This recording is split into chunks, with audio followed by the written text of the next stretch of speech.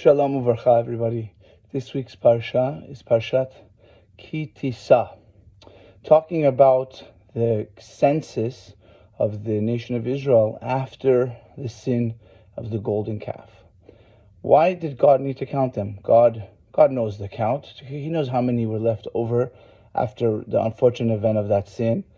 So it says that he was counting them to show them how much he loved them. He wanted the people to know how much he loved them, so that they should feel, okay, even though this terrible thing happened, we could still return to Hashem. There's nothing that stands in the way of teshuvah, the returning to Hashem. It's never too late. As long as there's a breath inside of a person's body, it's never too late. We always have another chance. And it starts with our mind, forgiving, letting go, moving forward, taking a step, whatever it is, and that's the challenge for that person, where they need to move something or have a little bit of growth.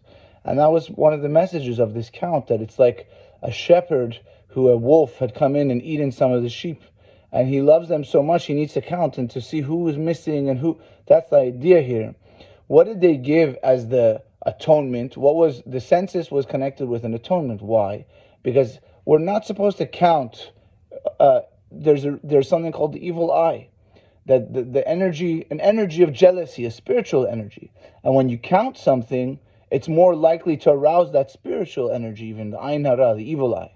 And so how did they count? They didn't count by heads of people. Every person gave the half shekel of silver half shekel.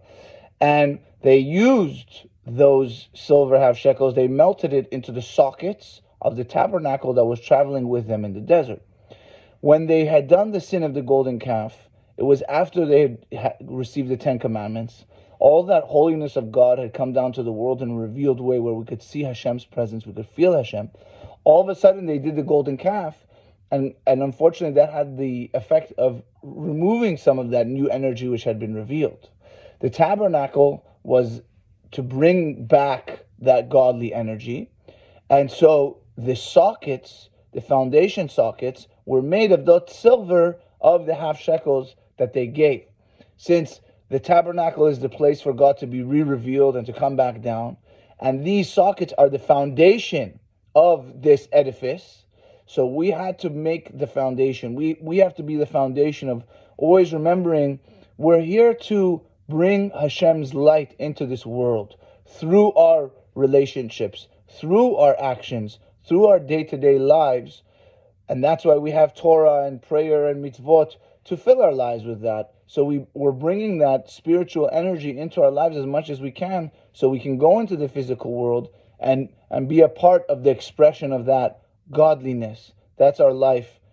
Bezrat Hashem, we should be meriting these things, and Shabbat blesses us with these things. This Shabbat is also Shabbat Parashat Parah, where we read about the red heifer, since we're around a month before Passover, and we needed to be pure for Passover, especially in the olden days. So that's kind of reminding us about this idea of purity.